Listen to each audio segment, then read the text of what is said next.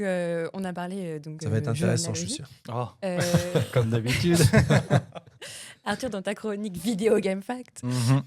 donc tu vas revenir un petit peu sur une question dont on a souvent parlé dans les médias, la violence dans le jeu vidéo. Mm. C'est un mythe que tu avais abordé en bootcamp et que tu avais Ouais. cassé, Je l'avais cassé dans une séquence littéralement. mémorable de cassage d'assiettes. Et ouais. Et là, avec Et, l'assiette qui est restée est cassée. Et d'ailleurs, après, Oui, Mais c'est malheureusement. cassé toute seule. c'est cassé toute seule. Donc, Oui, oui. Tu vas l'aborder sous un angle un peu plus précis de l'intérêt justement de la contextualisation à travers Ouais. quelques exemples. bah oui, justement, toi, tu parlais des messages qu'on peut avoir encore aujourd'hui dans des médias très informés, style CNews, comme quoi la violence, en tout cas le jeu vidéo, On ne recommande serait, jamais voilà, assez ces news pour avoir une comme source quoi d'information. le jeu vidéo serait fortement lié à la violence qu'on peut retrouver dans la rue. Hein.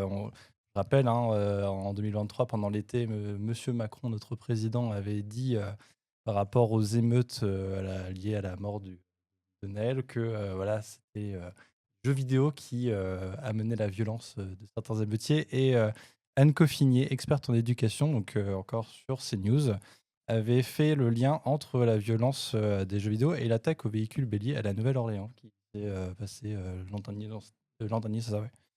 Donc sympa quand même, voilà. Et donc c'est un discours qui revient Ça revient, régulièrement. voilà, mais C'est voilà. Glen Royal avait aussi eu, avec les dessins animés dans Oui, les ouais, années c'est 90. pareil. Mais du- en fait, c'est quelque chose qui revient mangas tout le japonais. temps. Je rappelle, hein, Goethe qui avait écrit donc, la jeunesse du jeune Werther. Mhm. Il y a eu une prétendue vague de suicides et à l'époque, la société avait fait le lien entre Oui. le roman et ça. Donc en fait, c'est quelque chose qui revient en fait avec plusieurs médias. Mm. Pas que le jeu vidéo en tout cas. Et donc déjà en 90, il y a eu Mortal Kombat en 1992 et Night Trap, deux jeux qui ont plus ou moins soulevé cette question-là de la violence et de sa facilité d'accès à nos chères têtes blondes, parce que ça posait problème évidemment. Ça a poussé à la création de l'ESRB, donc l'Entertainment Software Rating Board en 94, qui est le système de notation, en tout cas d'âge, aux États-Unis, au Canada et au Mexique. Nous, en France, en Europe, on a le Pan-European Game Information, donc le PEGI. Quand vous regardez une bande-annonce et vous entendez PEGI 12, c'est ça, voilà, c'est cette chose-là. Et alors, il y a eu quelques petites controverses qui, moi, m'amusent. Donc, il y en a une en particulier, je vais faire un test avec vous, avec Left 4 Dead 2. Donc, vous avez l'affiche là qui est affichée. Donc, il y a l'affiche européenne à gauche et l'affiche anglaise à droite. Pourquoi est-elle différente? Et le fameux 18 Non, indiqué, non C'est vraiment juste l'affiche. ouais, Les deux mains sont différentes. Ah oui, il y en a une Ah qui est oui, dans ce d'accord. sens-là et l'autre qui est.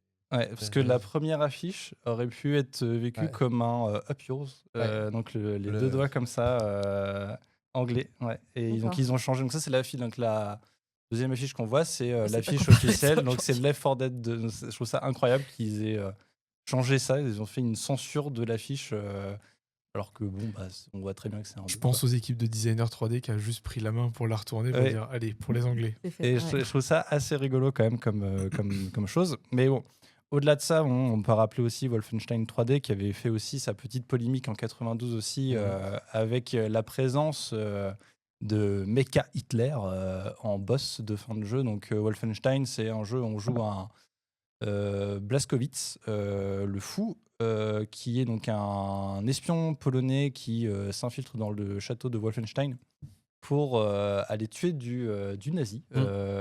Et donc à la fin, on a le boss, donc Mecha Hitler. Donc ça avait fait un petit problème quand même à l'époque. Et plus tard, donc en 2017, avec Wolfenstein 2 The New Colossus, où le jeu met donc le joueur dans la peau, donc encore une fois, de Blazkowicz, dans des États-Unis qui sont contrôlés par les nazis. Donc c'est une uchronie, hein, totalement. Et donc là, oui, on a pu Oui, voir enfin. le Ku Klux Klan qui discute avec des nazis. Et donc pareil, ça avait posé un petit problème justement, mais d'une autre manière quand même. C'est-à-dire que dans ce nouveau jeu-là, en fin de compte, ce qui avait été bien, ça n'avait pas été si mal reçu que ça. En fin de compte, on arrivait à voir, c'est-à-dire le principe de critique Oui, justement. parce qu'une uchronie, c'est que se serait-il passé si. C'est Donc ça, ouais, ça montre les conséquences exactement. néfastes aussi. Ouais. Et donc en 95 aussi, je reviens encore un peu en arrière, on a Phantasmagoria qui a été écrit donc par Roberta Williams. Roberta Williams, grande figure du jeu vidéo, cette femme qui a créé avec son mari Sierra Games, qui a fait King's Quest notamment, donc jeu d'aventure. C'est, je crois que la première personne à avoir créé un jeu d'aventure textuel avec des images. Donc c'était des fils de fer, vraiment grosse personne dans le milieu. Et donc elle a écrit en 95 Phantasmagoria, où en fait elle réintroduit dans le jeu vidéo des thématiques spécifiques à la littérature gothique et au cinéma d'horreur, Ouais. avec un excès de gore et un peu de contenu sexuel. Pornographique, ouais.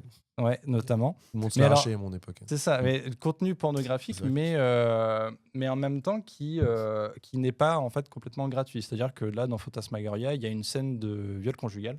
Et il y a eu une grosse critique à cette époque-là, notamment donc, les Américains qui s'étaient vraiment offusqués justement de cette présence-là. Mais je tiens à le rappeler, en fait, dans ce jeu, c'est pas gratuit. Dans Phantasmagoria, on joue Adrienne qui emménage avec son mari dans une maison hantée. Donc on joue du coup cette femme-là. C'est un jeu en FMV, donc c'est full motion video capture. Donc c'est des acteurs qui jouent. Donc c'est très mal joué, c'est un peu nanardesque sur les bords quand même, leur façon de jouer. La version française, elle est incroyable, franchement, ça vaut sa petite pépite.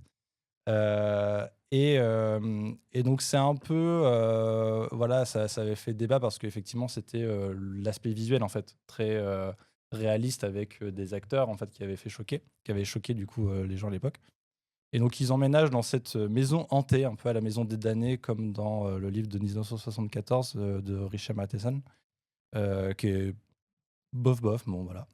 Et Prends on- ça, Richard. Ouais, mais donc en fait, son mari change du tout au tout après avoir emménagé. Il se fait posséder par le démon qui vit dans la maison et donc son comportement change. Il devient violent avec sa femme et donc le jeu dénonce un peu cette chose-là. Et donc si la violence choque à l'époque, en tout cas, elle dérange néanmoins, elle dénonce néanmoins une réalité horrifique que connaissent certaines femmes et permet, grâce à cette horreur, de pouvoir l'engager dans des discussions publiques. Mais ça, c'est vrai aussi par rapport à toute œuvre Mhm. peu horrifique, justement, de remettre, dire, bah voilà, ça arrive, ça existe et c'est pas quelque chose qui est complètement gratuit.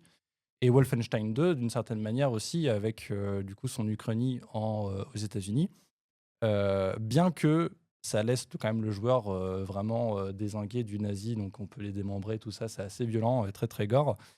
Mais en fait, le jeu il souligne aussi cette violence d'un pays qui, sous un régime totalitaire, utilise donc des affiches de propagande comme celle-là, donc avec le drapeau américain dans les toilettes, parce qu'il faut apprendre l'allemand, parce que D'accord. l'américanisme, non, c'est fini. Et donc c'est là où pour moi, en tout cas, la contextualisation d'une œuvre, elle est utile. C'est que certes, des fois, il y a certaines œuvres comme Phantasmagoria qui à une époque ont choqué, mais qui aujourd'hui permettent aussi d'engager une certaine discussion, dire ok, bah non, ça existait déjà à l'époque et pourquoi ça choquait tout ça. Voilà. Merci Arthur pour De rien. ce travail Super documenté intéressant. Merci. qui met vraiment les choses en perspective. On te rappellera. Ah, tu seras réinvité. voilà,